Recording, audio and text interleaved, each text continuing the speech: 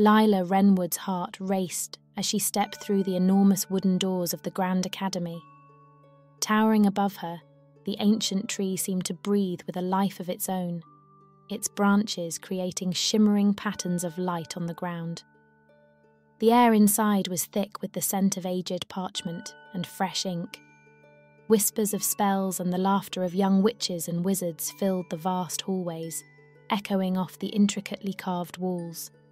Everywhere she looked, magical wonders awaited.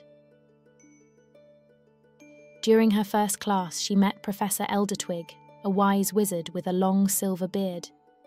He had a fondness for recounting tales from the Academy's storied past.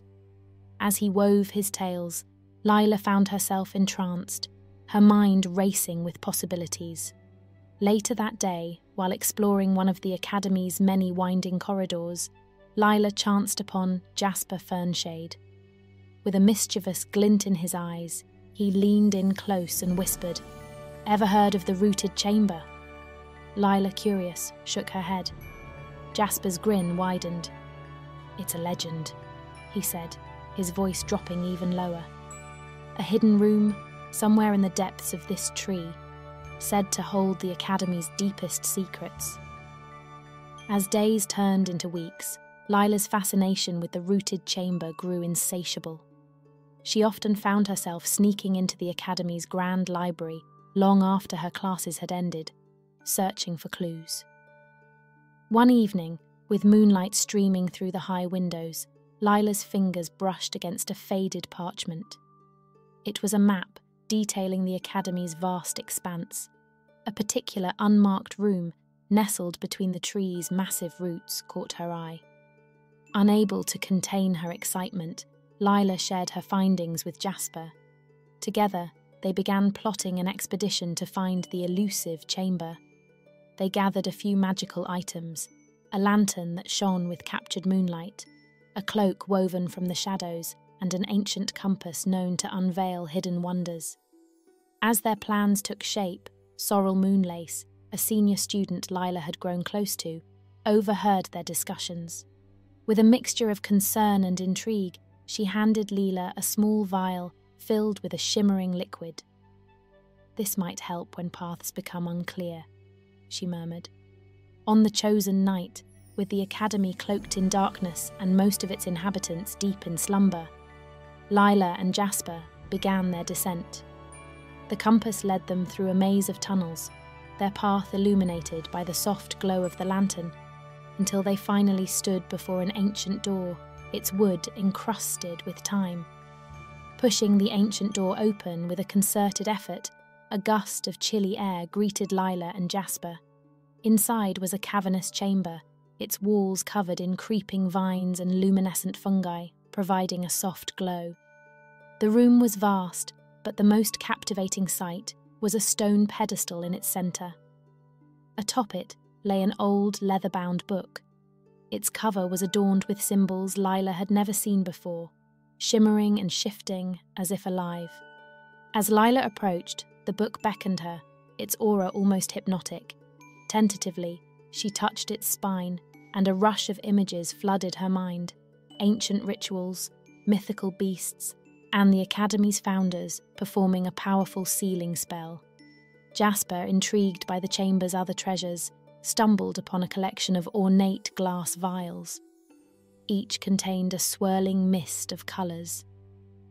"These look like trapped spirits or memories," he whispered, holding one up to the light. Just as the pair began to comprehend the weight of their discovery, a low rumble echoed throughout the chamber.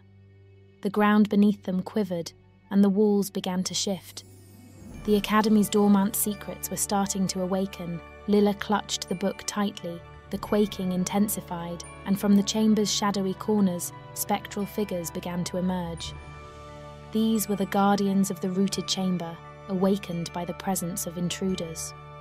"We need to leave now," Jasper exclaimed, grabbing Lila's arm. But as they turned to escape, the entrance they had come through was nowhere to be seen. In its place, a labyrinth of tunnels lay ahead. The spirits, not malicious but bound by their duty, floated closer. Their transparent forms whispered ancient incantations. Lila felt the pull of the book. Opening its pages, she began to recite a spell, her voice resonating with newfound power. The atmosphere grew dense, and time seemed to slow. With each word Lila uttered, the spirits paused, their ethereal forms flickering. By the time she finished the incantation, the chamber had returned to its serene state, and the guardians had retreated to their resting places. The duo, still reeling from the experience, realized the book Lila held was not just a repository of spells, but a bridge between the living and the spectral. Their adventure had only just begun. With the guardians pacified and the exit revealed once more, Lila and Jasper slowly made their way out of the rooted chamber. However, they were acutely aware that their discovery was just the beginning. The book, seemingly ancient and bound with a magic neither had encountered before, held many secrets yet to be unravelled. "We need to study this," Lila whispered, gazing at the tome. "There's more to this academy, to this tree, than meets the eye. This book could be the key to unlocking its true history." As they retraced their steps through the academy's corridors, they encountered Sorrel Moonlace, who had waited up for their return. She looked at the book with a mixture of awe and concern. "You've stumbled upon something significant," she said, "but be cautious. Some secrets are guarded for a reason." Over the following weeks, the trio dedicated themselves to deciphering the book's contents. They uncovered tales of ancient battles, lost civilizations, and powerful spells. They realized that the Grand Academy was not just a school, but a sanctuary for magical knowledge, spanning millennia. While many adventures awaited Lila, Jasper, and Sorrel, they knew that their bond, forged in the heart of the ancient tree, would guide them through whatever challenges lay ahead.